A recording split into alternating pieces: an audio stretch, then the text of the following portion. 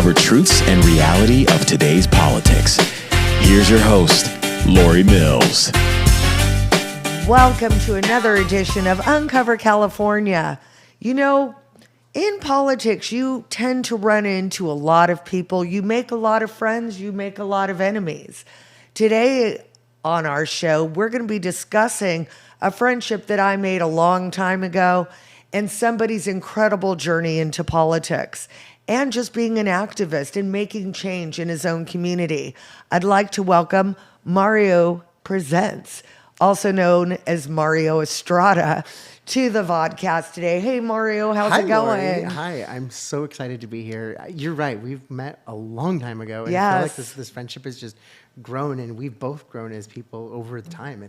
I'm so glad to be here. Yeah, the first time I met you, we were in Simi Valley at, I think it was Recall Ruth Lavanos from the city council.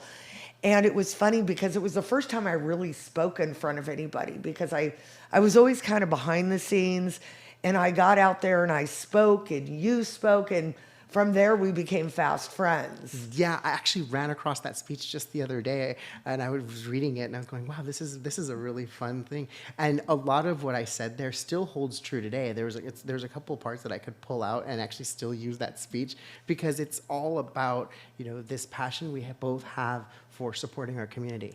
Right. Now, tell everybody about yourself. How did you even get involved in politics? So it happened about a decade ago.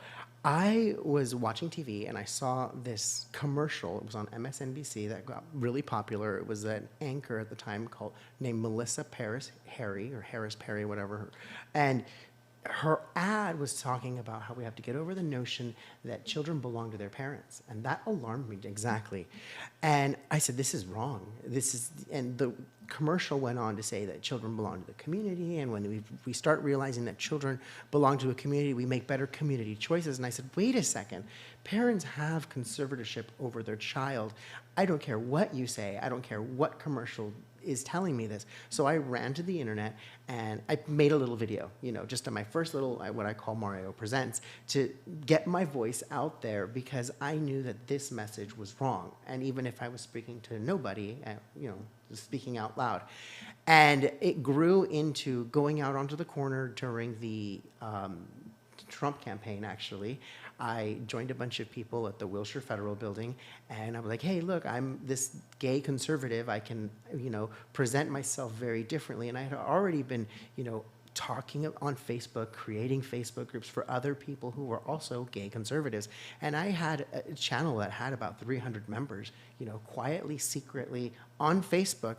And now I had to go out onto the street. And this was one of those instances where I was out on the street, joined forces with a bunch of different people that we crossed paths, and that really grew into, Mario can come speak to your group, your event. He's a really great orator, and you should be his friend. And I said, and so that's really where it's grown, and that became something that pushed me into making more videos, into organizing my thoughts better.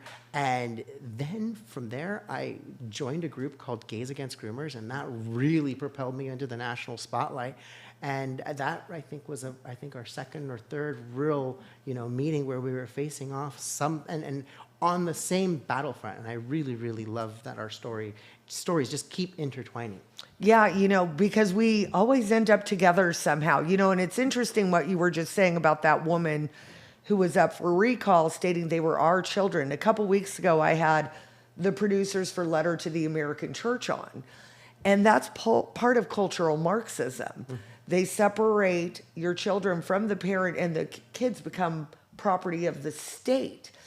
And that's why Biden and Harris keep calling our kids their kids. All I know, they don't tuck these kids in at night. Right. They don't pay their hospital bills. They sure as heck don't pay their schooling, although Biden's trying to make us pay for their schooling. But it's a dangerous, dangerous thing.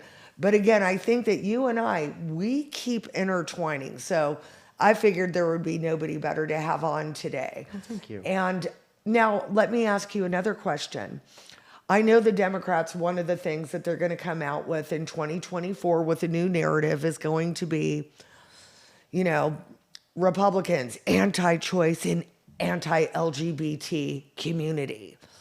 All I know about the LGBT community is I've got family members, as you well know, and friends that are gay. I've never judged anybody. I do have a problem with them targeting children because I think children are too young to make those decisions for their lives in the long run, especially when it comes to transitioning them. I, for one, when I was a young girl, I was a tomboy. And I think when I was like 12 or 13, I was so awkward in my body. I dressed like a boy because I was skinny like olive oil. And I think it's so scary because in today's day and age, they would have tried to transition me. As a gay man, what do you say to Democrats that say that Republicans don't like gay people? Well, I tell them that I've been to 3 Trump rallies. I've been first in line, so I'm literally meeting everybody as they appear. So I've been first in line 2 out of the 3 times. If the second time I was like 4th in line. And so I've been there at the very beginning and I interact with these people, and the majority of conservatives that I've come across have no problem with my sexuality. I go in a very bombastic style, very similar to President Trump. I wear stilettos, I wear, rainbows. I definitely push the envelope of free expression, but I'm not going to push it in a way that it's inappropriate. I definitely understand that there are certain morals and values that keep conservatives conservative. So I've been using myself as a platform to espouse conservative values from a gay perspective, because I understand that I also was a very effeminate boy. And I know that in my culture, in the Hispanic culture, if you have an effeminate boy, that's very shameful. And it would be much easier on the family, on society, if you take that effeminate boy and you just pretend that that's a little girl, and you start pushing that and say, oh, no, no, no. Did you have a boy? No, no, no, it was a little girl. And I've heard stories of my own family where, my uncle liked long hair and everyone thought he was a girl, but he just liked long hair. And one day, he cut his hair off after, unzipping his pants and flashing this woman going, no, I'm a boy. I just like long hair, and so our society has always had this question, and to medicalize a child because they like to wear long hair or, paint their fingernails, which was the case in Conejo Valley that brought us all together that one time.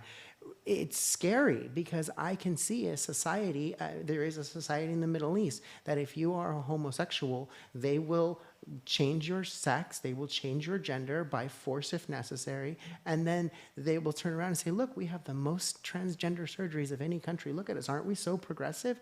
And you're going, wait a second, that's not something they wanted, and that's actually destroying someone's reproductive function. You're destroying someone's, sexual function. That's a tragedy. And I've come across in my journey through my work with that other organization, people who have been affected by this medicalization and left traumatized because you have this pretty young woman or young girl like Chloe Cole, or Luca Hine or Prisha Mosley. I could go on and on with the different names, but their stories are being repeated over and over again, where in some cases girls are molested sexually, and if you're a pretty young girl who's molested sexually, now you don't want to be a pretty young girl, but you have this out that says, look, you can be a new boy, you can be a whole new person. You don't have to relive this trauma as that girl anymore. You can be something else.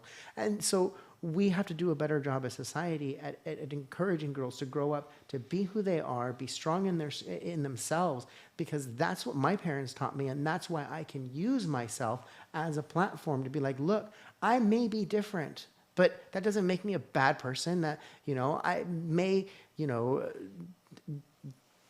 I just have a different lifestyle. I don't understand. Well, and see, for me, I personally, I grew up in a family where it was quite dysfunctional, I'll be honest with you. But, I grew up, my best friend was Tina Figueroa. I've talked about her before on this show. And I always judged people whether they were nice or not. And, in my early career, because I worked every penny I ever made, I had to make myself. I was a hairdresser. while I went to business school. And it was interesting because I've got a lot of gay friends. And a lot of my gay friends think that the Democrats have gone too far, is the bottom line. It's just gone. And again, it is a form of cultural Marxism. When we look at the schools, you know, during COVID, we all found out about the CRT. Yeah.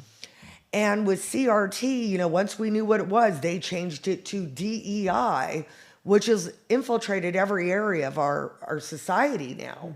And I'm pushing back. I'm not getting involved in any of that. But if you tell a child, well, you're an oppressive class, well, it's really hard to change your race, but you could change your sex in order to become an oppressed class and then fit in. It's almost become a trend with some of these children. And it's so dangerous. I'm so scared to see where some of these kids are going to be 20 years from now. Well, I'm hoping that the Britain's National Health Service actually just came out and said that for most of these children, it is just a fad. They will grow out of it. And that's the same thing that's been repeated in Swedish studies and you know other European studies.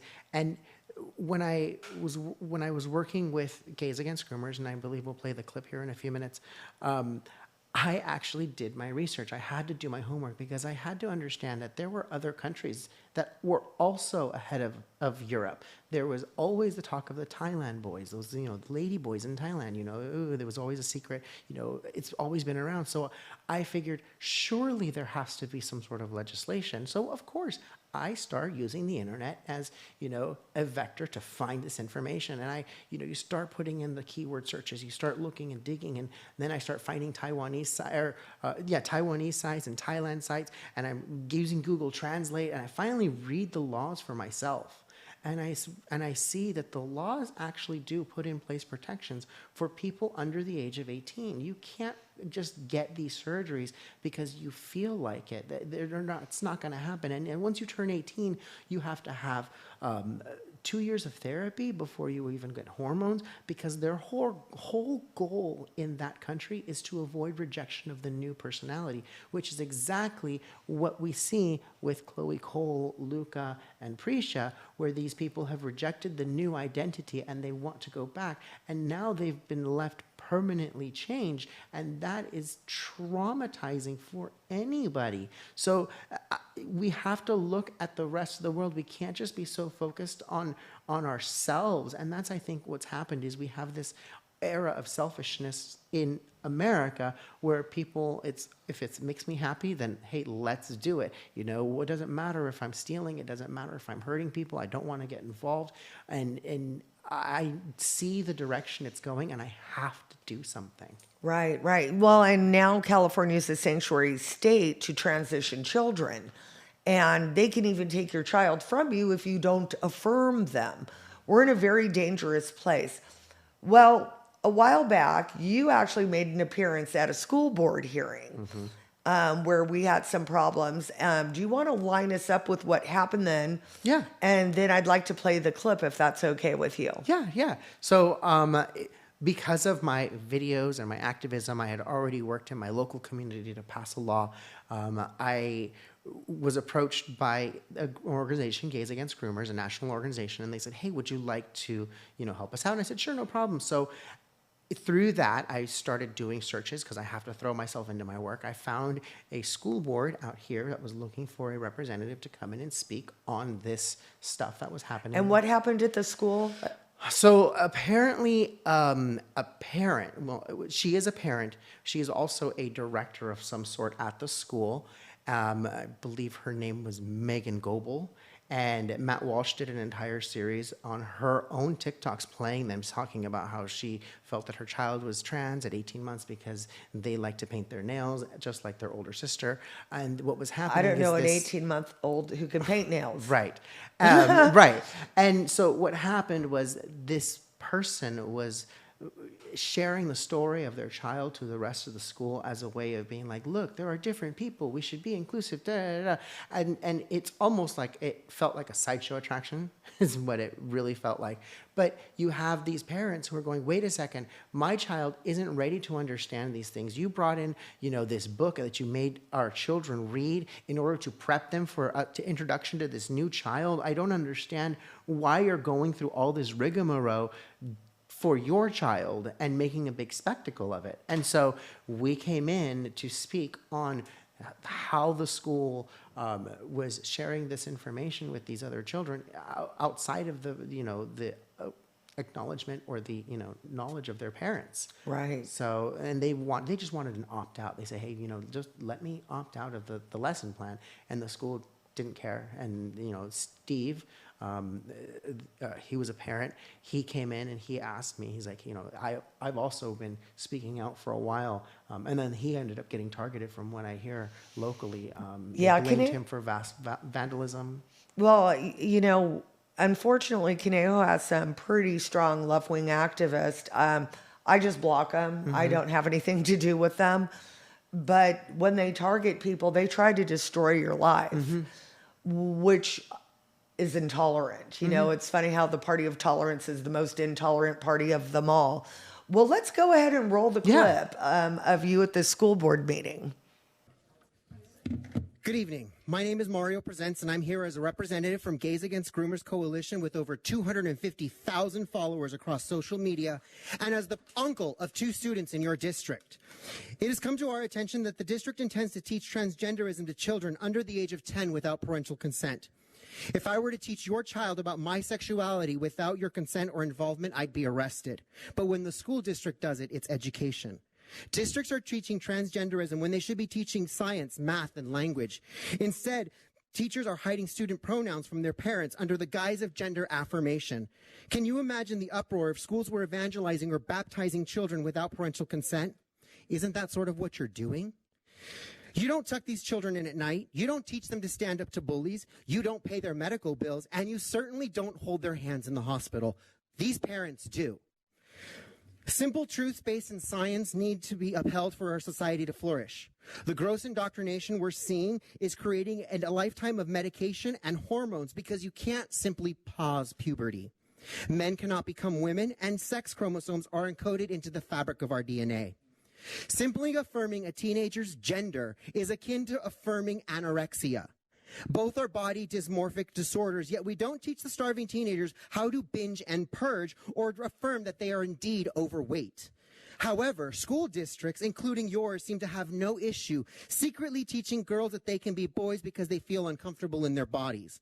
A grown adult woman can't get a hysterectomy without extensive medical forms and doctor's visits. But Dr. Saphir over the hill in Sherman Oaks is willing to do top and bottom surgery, sterilizing children for life. Parents must be a part of the education process when teaching sexuality to students, and it definitely doesn't need to happen under the age of 10 years old. Yeah. Bravo. Bravo, bravo, bravo. Thank you. I tell you what, we need more people like you in this world. It's just all there is to it. I can't thank you enough for speaking up because, again, I think that you can reach people that I never could. Thank you. Thank you. I'm humbled by that. That's always been my goal. My goal is not to be the next Benny Johnson. My goal is not to be the next Ben Shapiro or Tim Pool. Although I watch them, I see them growing. I'm excited to see them. I'm not jealous of them in any way, shape, or form. My goal has been always to inspire the next generation of people because not everyone can be that Tim Pool, not everyone can be that Benny Johnson, but everyone can do something, even if it's appearing at your local school board, even if it's appearing at your local city board. And the work that I've done, it's so humbling to think about this and reflect on this, has led to some really great creators that I've seen. And they tell me this all the time, and I feel really bad for name dropping them right now. But Lady Maga is a very good example. We met at a Trump rally, her first Trump rally, his first Trump rally, however you want to use pronouns, there's a person in character. I always tell people, if you look at Mickey Mouse and it's a 16-year-old girl underneath the costume, is it a he or is it a she? So Lady Maga is one of those creators. Frank Info Savage out of Orange County, he's another fantastic creator. Kitty Demure is another one that I've helped along and I've encouraged, and I'm excited to see more people coming on the stage. And there's people who are still involved with Gays Against Groomers who came in, through seeing my work out there, and they're now taking it to their next level. They're on the legislative level and advocating on behalf of the organization. I ended up going back to my local community and refocusing and helping my local community find its voice, because our neighboring city, Palmdale and Lancaster was being bullied by their mayor. Their mayor has shut down public comments online, called people, told them, are you going to say those vile comments online, or are you going to come up here and talk to me like a man? And he's saying this during city council meetings, and that's really scary as a public person wanting to go and give your thoughts when you watch the mayor, berate these people from the dais. That's very sad. And so I have gone in there to support these people and encourage these people, and hopefully they find their voice as well, just like the people in Palmdale have, because now the city in Palmdale, when they see us, they go, oh, these people are here to talk to us. They want to say something. They're not just here to yell. They're giving us statistics. They're giving us facts. They're guiding our city in the way that an engaged electorate should. Well, encourage is contagious. Yes. I truly believe that. I think that that's part of the problem, which is why we've lost a lot in the past few years. Our people were afraid to say anything. They were afraid of being canceled. And there's you. I've never, ever seen you afraid to say anything on your mind. No, I was in the Wee Spa. I don't know if you have seen that. You've ever heard about that? Is that the one where the trans guy went in and he was naked in front of the women, including a child? Mm-hmm. Okay, so let's talk about that. So I joined a group of patriots for that event. They were out there, saying that, this is inappropriate. They were on the side of the parent and the children. And so I joined them. Antifa was there in their black bloc, always. Protecting the spa. I got to tell you an Antifa story. It's funny. And they ended up attacking us. They ended up pushing back on our group, separating us individual. They tried to rip my flag from my pole. They hit me over the head with my pole when I tried to get my flag back. How homophobic. Right, how homophobic of them. And then following that, I ended up, there was a flyer for the second event, for the second Wee Spa event, which I have another engagement, so I couldn't go to the second event, but they put a flyer out, a hit flyer, Mario presents, transphobe, and then they had my address on it. So they're doxing you. Oh yeah, they totally doxed me. And then the following weekend, they put my address on the back of a Bridgestone flyer. They stole a Bridgestone flyer from like a local tire shop. And on the back, they spray painted Mario Estrada. And they put my address, Antifa, and they put, the swastika all over it. And they hung that over the 101 freeway, which, my friends saw it. They pulled over. They ended up taking video. So I have that video as well. It's actually very fun to share that. I'm like, I'm not afraid of you. Right. You can keep going. They tried to dox my husband and his job, and his owner's like, I'm a Guatemalan woman. Who are these people? I will sue them into oblivion. She came to this country when she was 17 years old. Right. And she has seen the Marxism and the communism. Yes. And these people don't realize that they are freaking communists. Yes, they don't see it. And they've never encountered someone willing to stand up for themselves, both online, offline, in person, and then stand up for others. Because when I see someone being attacked, I'm not one to sit back and do nothing. I will stand up for the little guy. I just have to. That's just the way I've been raised. Right. Because to me, that is the embodiment of American values. We stand up for the little guy. And the left is twisting it, trying to pretend like they're the little guys when they're the ones who are shutting down other people's voices. They're the ones, trying to hurt women and children, whether it be with medicine, with the actual physical violence, and, just intimidation. Okay, so you've gone through this journey, and it's so funny because I feel that we all have a purpose. And, I believe that success isn't the outcome. It's the commitment to follow through with what you're called to do. Pastor Rob says it a different way, and I can't think of it right now, but it's really good. But same sort of thing. So you've gone through being an activist to working for Gays Against Groomers, And now you're doing more things locally. And I know you're super excited about that. Tell me about how this started and what you're doing. So it started before I joined Gays Against Groomers, and it started during the mandates, during the lockdowns. We are in Los Angeles County. Palmdale is part of Los Angeles County. It's the northernmost part of the county.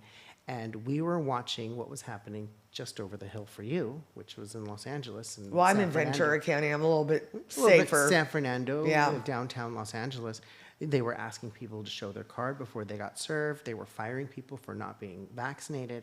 And we saw that creeping into our community very quickly if it was let creep. So a group of people decided to present the city with an ordinance, the whereas hereby, blah, blah, blah. And it said, no business has any business forcing their employees to be vaccinated or their patrons to be vaccinated as a condition of service or employment.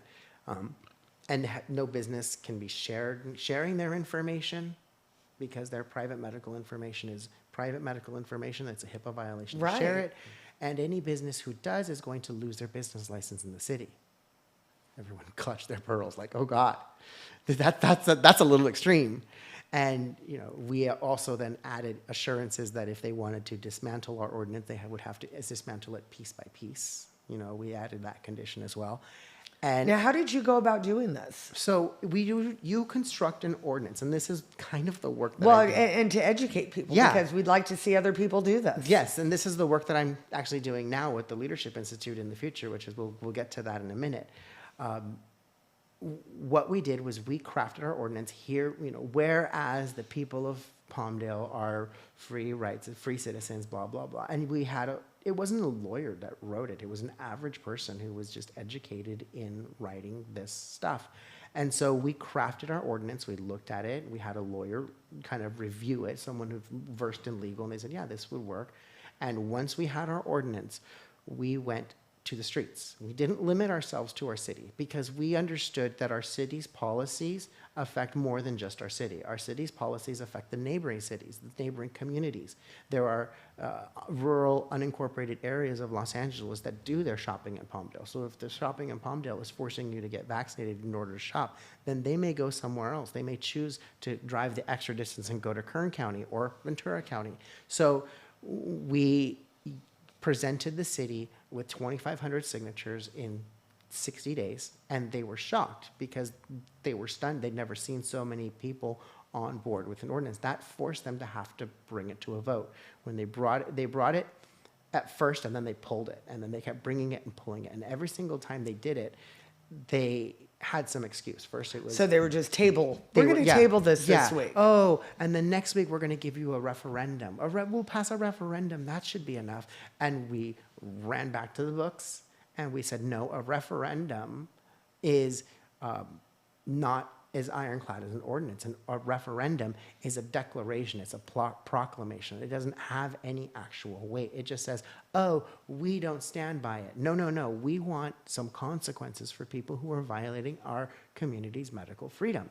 So we pushed back on the city. The city took away the referendum. And then finally, after 9 months of back and forth, we had protests outside of Boeing. We had protests outside of Northrop Grumman and Lockheed on the corners of the mall. Someone crazed driver drove through one of our protests, striking one of our people. And our team persisted. We kept going. We weren't stopping. We were so engaged at the grassroots level. We were putting those foam poster boards you could buy at the Dollar Tree or the Michaels that kids use on their craft projects. Poor kids, they can't find them in white because we're buying them all up and we're drawing on it.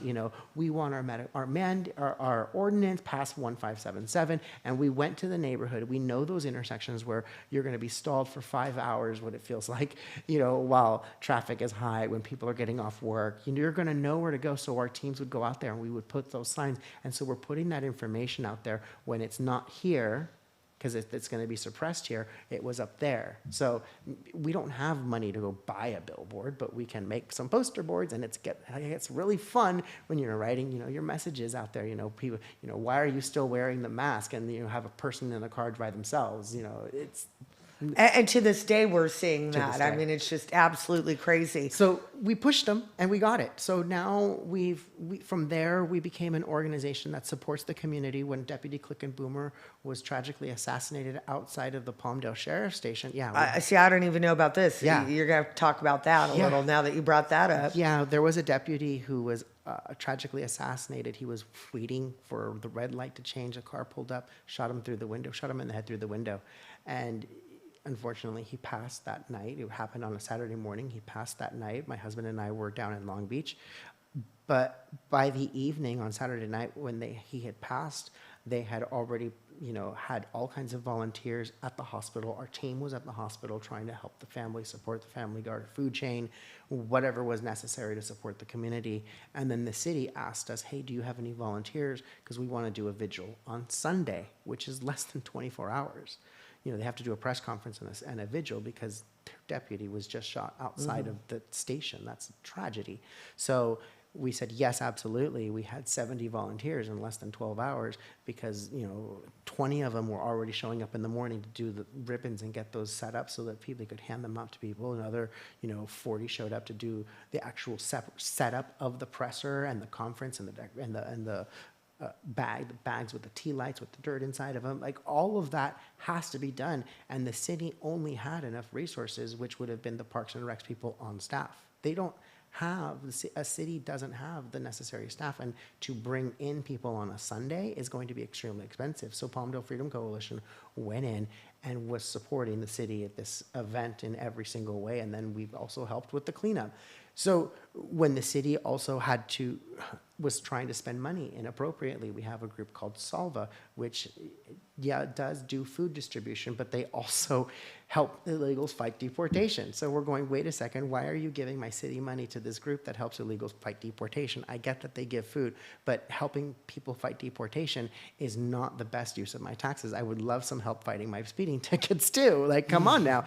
And we predicated it on the premise of they're a special interest group. They're only helping a select group of people. Not everyone can help. Not everyone needs food assistance. Not everyone needs legal assistance for fighting deportation. And just like the AYSO, not everyone, like myself, would be using those services. So the city, therefore, can't be using a tax that is intended for the general use to be sequestered and sent to special interest groups. I love the veterans, but I'm not a veteran. And if you give them this money, it's not going to help me as a regular person. So if they can't have it, no one can. And so what we did was we ended up stopping that so that we could then refocus the investment into something that the entire community can use, like better lighting, like cameras at the park and rides where there have been actual murders that have happened, the safety of the community.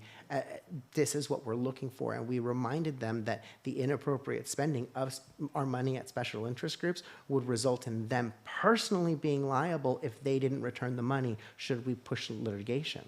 And so that's what our group has been doing, has been studying up on the laws governing cities so that we could effectively guide the community.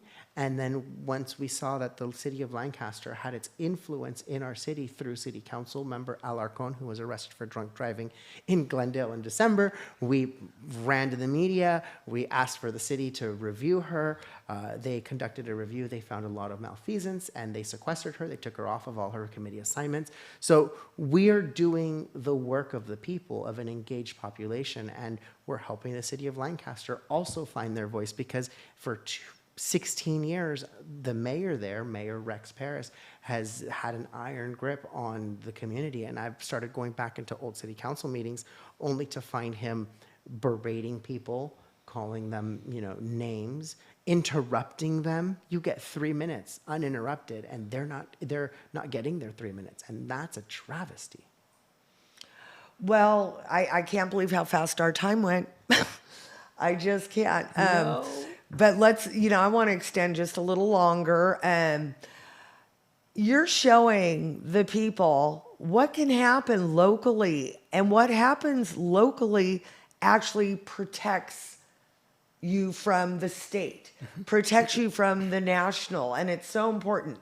This new guy, Or the guy that cuts you off, what are you guys going to do about him? Are you going to recall him? So what are your plans? He's actually up for election literally this week. We've been helping his opponent. His name is Mark Maldonado, but we've also been doing anti-Rex rallies because he is very disliked in the community. So we're using that fur to our advantage, because if we can get people involved and say, hey, remember to vote, you don't like him, get rid of him. And then down the road, there's another rally that say, hey, here's an alternative. It's a tag team effort. We're literally doing two parts. It's a two-front battle. And that's what I'm doing. I'm helping this next community hopefully start and find their voice. And then I'm taking it on the road with the Leadership Institute. I don't know if What are you doing with the Leadership Institute? Now, for those that don't know, the Leadership Institute has classes for people that want to get involved and may not know how to. They teach Robert's Rules of Order. There's just so many things that they do teach. If you're going to become a candidate, they have candidate classes. Mm-hmm. Now, look out. What are you doing for them? I am teaching community organizing. Oh, that's amazing. I am running a class. Well, not running a class. I'm doing a module in the class because we are what did he call it? He called us a case study. We're Palmdale Freedom Coalition is an excellent case study in community organizing. And since I can effectively communicate how we are structured, how we have worked, how we interlock, and we actually apply all of the different levels of community organizing, from informing to activating to mobilizing to organizing, because you have to have all those components. And Palmdale Freedom Coalition has had all those components, and we've been able to stand the test of time. We haven't faded with a campaign. We haven't faded with an issue. We have adapted, evolved, and grown, and now are spawning off new groups like Antelope Valley Parents for Education, who are working with SoCal Parents United, all to basically push, again, these conservative voices who didn't have a voice at one point. They've been inspired to launch their own careers, if you will, or their own groups. Now, I don't know if you're aware, we actually did flip 98% of the local Ventura County GOP here. And a lot of us were frustrated. We didn't feel that anything was being done. One of my goals is to partner with other groups and basically form subcommittees. Yeah. So we're all rowing in the same direction. I think we can get a lot more done together than not together. Absolutely. Yeah. So what is the thing that just excites you most right now? The thing that excites me most right now is messaging. Right. I have learned so much about messaging. So if you go on to, I believe it's www or HTTP, I don't know what the front is, datausa.io, and you put it in there, and it'll give you the demographic data from basically the census for a community, and any community. So you basically can find out how many people live below the poverty level in your community, 15%, 11%, how many people are immigrants, how many people are residents, how many people own their own home, what's the average income. So then you can use this information when you go and speak at the council or when you go speak at the school board. And for instance, the law that's trying to be passed, the SB 1160, which would be a tax on guns, basically. It would put us all on a registry and then force us to pay a fee in order to maintain our gun legally in California. There goes those Democrats destroying democracy again. Using this data, you can say, well, 2/3 of Californians live paycheck to paycheck, and forcing them to pay a fee for their gun is going to put them below the poverty level. It's going to be a decision whether they want to protect their home or they want to put food on their table. And in a community like Palmdale, they're 64% Hispanic. You're going to hurt the 64% Hispanic community in Palmdale by passing SB 1160, because they are 2/3 of the population are living paycheck to paycheck. Well, and they need to defend their families. Right. Let's be real. Right. But this is nothing but a gun grab. Right. But you see how I use the data and the statistics in conjunction with one another, because those are real numbers, and you can't argue with the fact that my community is 64% Hispanic. You can't argue with the fact that 2/3 of Californians live paycheck to paycheck. And this tax, fine, fee, whatever you want to call it, is going to put an unnecessary burden on a minority demographic. There's no denying that. And you can use the same demographic data, the same messaging data, to basically push your message. Yeah, that's amazing. Well, Mario, in your personal life now with everything that's going on in the country. I'm so excited to see everything that you're doing. The one thing no one can say about you is that you quit. Never. You know, you just kind of morph into your next thing. And I'm excited to see where you go from here. Have you ever considered running for office? People have said that, and I like just being in the background. I don't know, honey. I don't think you could ever be in the background. I'm very humble, honestly, with that. Like people think, oh, he likes the person, he likes the attention. I really would I'm the reluctant leader. That's what it is. Do you know what, though? That's what I like. I'm serious. I think you should consider running for office. I really do. I know that you're growing and you've got these people, but you've got something about you. You are such a special person. Thank you. No, you really are. You've got a heart of gold, and you're honest, and you've got integrity.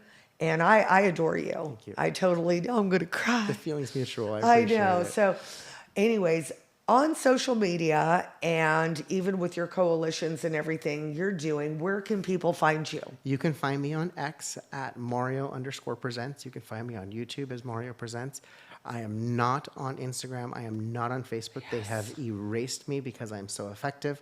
So you can find the Palmdale Freedom Coalition on both of those applications, and I'll appear in a video here and there, just helping them out. Well, I want to invite you when we take our seats. I want you working with us here in Ventura County. Absolutely. And, I echo your feeling with Instagram and Facebook. I rarely go on because they wiped me out before. Mm-hmm. And I'm on Rumble at Uncover Cali, and I'm also on X because Elon owns it and he doesn't silence us. And it's amazing to watch even those liberal-minded people wake up that are going, what's going on is totally wrong. So everybody make sure to follow Mario on X at Mario_presents. And also on Rumble? No, on YouTube. On YouTube. Oh, see, I got off YouTube. They gave me one strike, but more YouTube. Okay, at Mario Presents. Thanks so much for coming on. Thank you you, mean Lori. the world to me. Likewise. Love you. Yeah, I love you too. Yeah. So.